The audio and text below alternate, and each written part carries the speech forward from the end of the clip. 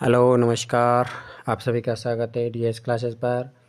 कक्षा 10 की गणित विषय का अर्धवार्षिक परीक्षा का प्रश्न पत्र हम हल कर रहे थे। प्रश्न है 672 और 120 का अभाज्य गुणनखंड विधि द्वारा एचसीएफ व एलसीएम ज्ञात करना है। तो सबसे पहले हम अभाज्य गुणनखंड करेंगे। 6 का अभाज्य गुणनखंड 2 से विभाजित किया 3, फिर 3 से विभाजित किया 1, फिर 72 को किया 2 से विभाजित किया 36, फिर 2 से किया 18, फिर 2 से किया 9, 3 का भाग दिया 3 और 1। उसके बाद 120 का अभाज्य गुणनखंड 60, 30, 15, फिर 3 से विभाजित किया 5 और 5 की किया 1, यानी यहाँ पर संख्या हो गई 2 इंटू 3। इसकी हो गई 2 into 2 into 2, 2 into 2 into 2 into 3 into 3। यहाँ हो गया 2 इंटू 2 इंटू 2 इंटू 3 इंटू 5। अब हमें ज्ञात करना है एचसीएफ।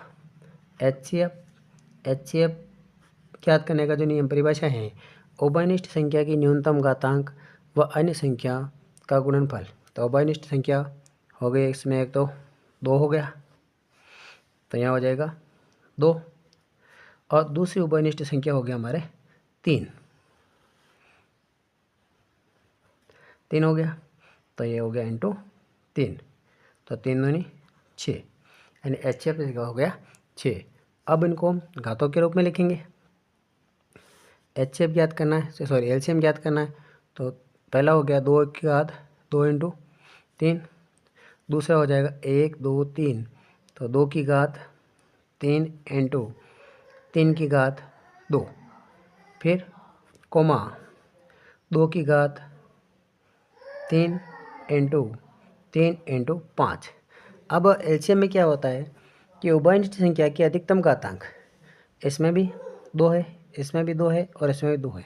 अधिकतम घातांक यानी कि एलसीएम बराबर 2 की घात 3 इंटू, अब 3 इसमें भी है, इसमें भी है और इसमें भी है, तो अधिकतम घातांक 3 की घात 2 हो गया, और बची हुई जो अन्य संख्या है उनका गुणनफल। तो 5 बचे, ये 5। अब हमें 2 का घन करना है, तो 2 का घन हो गया यहाँ पर 8, और 3 को स्क्वायर किया तो 9 और 5, तो 8 पंजे 40, 40 इंटू 9, 9 चौक 36, 360 इसका एलसीएम आ जाएगा।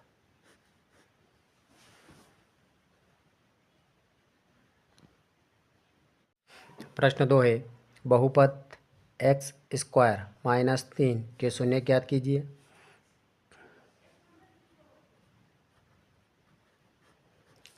एक्स स्क्वायर -3 बराबर 0।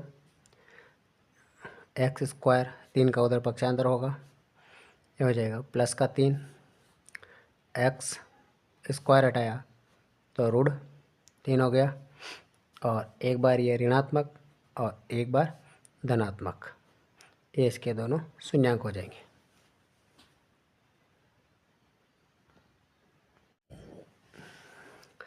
दिए गए रैखिक समीकरण युग्म x + y = 5 और 2x - 3y = 4 का हल ज्ञात कीजिए। हमें x और y का मान निकालना है। तो समीकरण नंबर 1, x + y = 5। दूसरा समीकरण है 2x - 3y = 4, समीकरण नंबर 2। पहले समीकरण से हम x का मान निकालेंगे, तो x = 5 - y, समीकरण नंबर 3। x का मान समीकरण 2 में प्रतिस्थापित करने पर 2 कोष्टक 5 माइनस वाई माइनस 3y बराबर 4। 2 को 5 से गुणा किया 10 माइनस 2 को y से गुणा किया 2y माइनस 3y बराबर 4। 10 का उधर पक्षांतर होगा, माइनस माइनस दोनों जुड़ जाएगा तो माइनस 5y बराबर 4 माइनस 10, 5y बराबर माइनस 6, y बराबर माइनस 6/5, माइनस से माइनस कट गया तो y बराबर जो मान आया है 6/5। y का मान समीकरण 3 में प्रतिस्थापित करने पर तो x बराबर 5 माइनस 6/5, x बराबर 5/1 माइनस 6/5।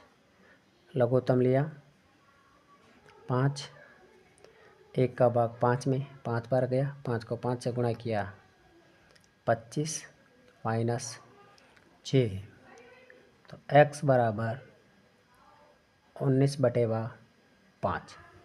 तो यो x का मान y का मान हो गया और ये जो है वो x का मान हो गया। चौथा प्रश्न है, दिए गए चित्र में यदि DE समानांतर BC तो EC का मान ज्ञात करो।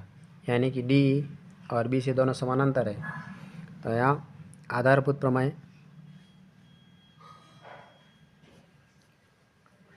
AD बटेवा DB बराबर AE बटेवा EC।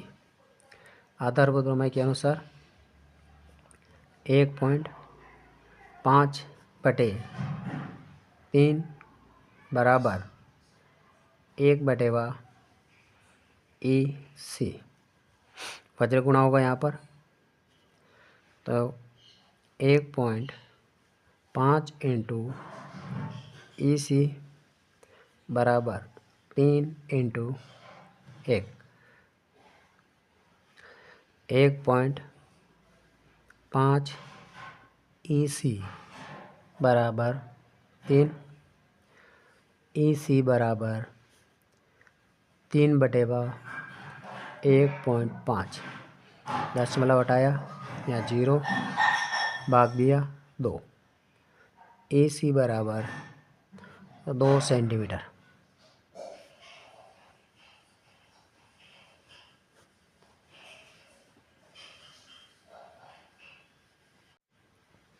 Question number 5, find the distance between 2 points A 1,2 and B bracket 4,5 bracket.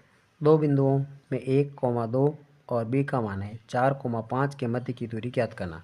मध्य की दूरी ज्ञात करने का जो फॉर्मूला है वो इस प्रकार है, x2 माइनस x1 का whole square plus y2 minus y1 का होल स्क्वायर। अब a का मान 1,2, b का मान 4,5, x1 y1 x2 y2। मान प्रतिस्थापित करते हैं हम। रूट x2 का मान 4 माइनस 1 का होल स्क्वायर प्लस 5 माइनस 2 का होल स्क्वायर। रूट 4 में से 1 घटाया 3 का स्क्वायर प्लस 5 में से 2 घटाए 3 का स्क्वायर।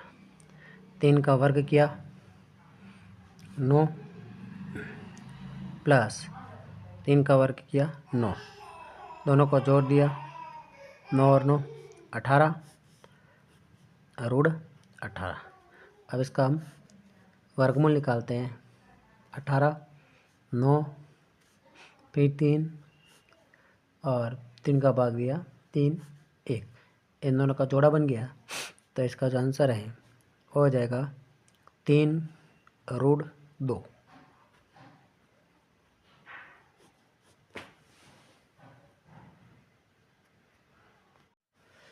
प्रश्न संख्या 6 है, भूमि के एक बिंदु से जो मीनार के पाद बिंदु से 23 मीटर की दूरी पर स्थित है, मीनार के शिखर का उन्नयन कोण 60 डिग्री, मीनार की ऊंचाई ज्ञात करो।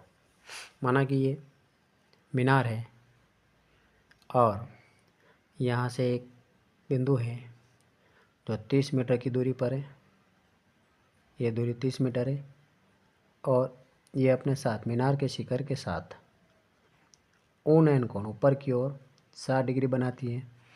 तो हमें मीनार की ऊंचाई ज्ञात करनी है, ए बी सी। मीनार की ऊंचाई ज्ञात करनी है तो h बटेवा 30, h हो गया लंब और 30 हो गया आधार। लंब बटेवा आधार लाल का की सारणी में देखते हैं हम, तो उसका होता है 10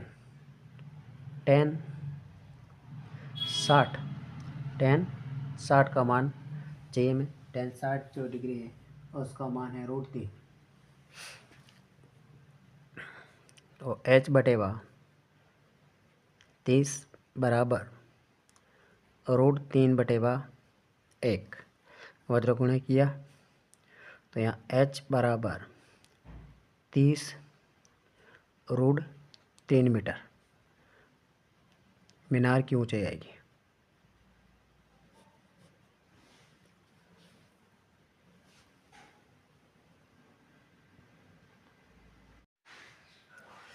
प्रश्न संख्या 7, 6 सेंटीमीटर त्रिज्या वाले एक वृत्त का त्रिज्यखंड का क्षेत्रफल ज्ञात कीजिए जिसका कोण 60 डिग्री हो। त्रिज्यखंड का क्षेत्रफल, त्रिज्यखंड का क्षेत्रफल बराबर पाई आर स्क्वायर थीटा बटे 360। अब प्रश्न में हमें पाई का मान दे रखा हो तो पाई का मान चेंज करना है, अन्यथा हमें 22/7 ही लगाना है। 22/7 हो जाएगा पाई का मान।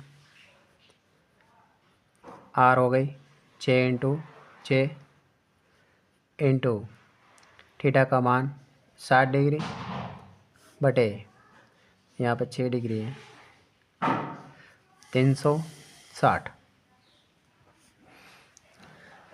और 60 से इनको काट लेते हैं, 6 बार कट रहा है और इस 6 से ये 6 कट गया तो 22 को 6 से गुणा करना है। 6 दूनी 12 हासिल बचा 1, 6 दूनी 12 और 1 13, 132/7 भाग दिया 7 एकम 7, फिर बचे 6, 7 8 56, 7 9 63 हो जाएगा, 7 8 56, फिर बचा 56, 4 और 2 6, फिर 7 8 56, यानी कि चाहे आप 32/7 सेंटीमीटर स्क्वायर लगा सकते हो, या फिर 18.8 इसका आंसर सही है, सेंटीमीटर स्क्वायर।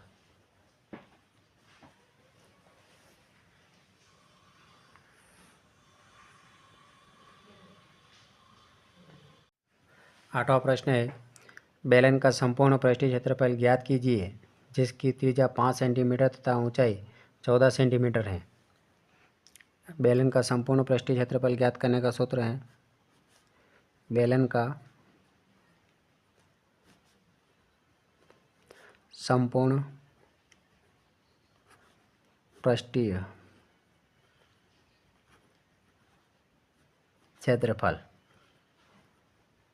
बराबर 2 pi R H plus R 2 into 22/7 into 5 centimetre त्रिज्या कोष्टक 14 प्लस 5 गुणा किया, 22 को 2 से किया 44/7 इंटू 5 इंटू 19, 44 को गुणा किया 5 से, 4 पंजे 20, 20 और 2 22/7 इंटू 19। अब हम 220 को 19 से गुणा करेंगे तो 0 का 0, 19 एकम 19 दूना 38, 38 का 8 हासिल बचे 3, 38 38 39 40 और 1 41, 4180/7। 4180 में हमें भाग देना है 7 का, तो 7 पंजे 35,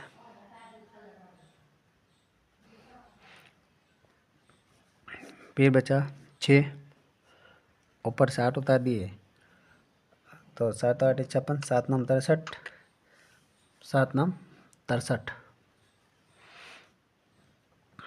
फिर बचा 5, 7 7 49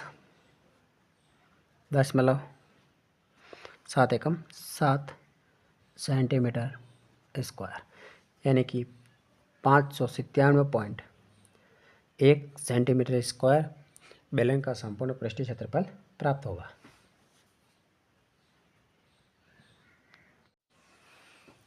प्रश्न संख्या 9 है, यदि नीचे दिए गए बंटन का माध्यक 28.5 हो तो x तथा y का मान ज्ञात कीजिए। सारणी दे रखी है, वर्ग अंतराल 10 से 20, 20 0 से 10, 10 से 20, 20 से 30, 30 से 40, 40 से 50, 50 से 60, 5 बारंबारता है x 20, 15 y 5 और योग है 60। तो हम यहाँ वर्ग लिखेंगे, 0 से 10, 10 से 20, 20 से 30, 30 से 40, 40 से 50, 50 से 60, 50 से 60 और योग यहाँ फ्रिक्वेंसी 5 x 20 15 y 5 और इसका योग है 60। अब हमें CF निकालना है, CF 5 यहाँ हो जाएगा 5 प्लस x, फिर 25 plus x, 40 plus x, 40 plus x plus y, 45 plus x plus y। ये हो गया हमारी CF। अब हमें n/2 का मान निकालना है, तो n का मान 60 हो गया, तो 60/2 बराबर 30। अब हमें ये वाला वर्ग अंतर लेना है, क्योंकि 3 से छोटी बारंबारता ये वाली आएगी। अब इसमें ये हो जाएगा CF, AF का मान, ये L का मान। पहला समीकरण बनाना है हमें।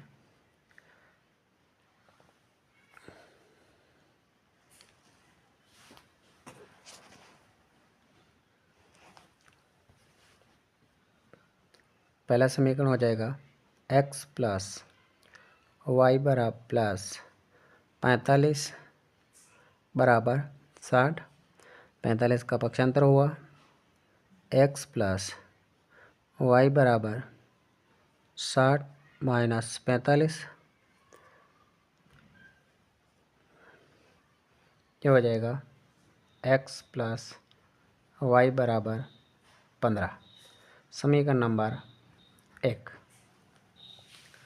अब इसका जो फॉर्मूला है वो है माध्यक बराबर L plus n/2 minus CF बटे F इंटू H।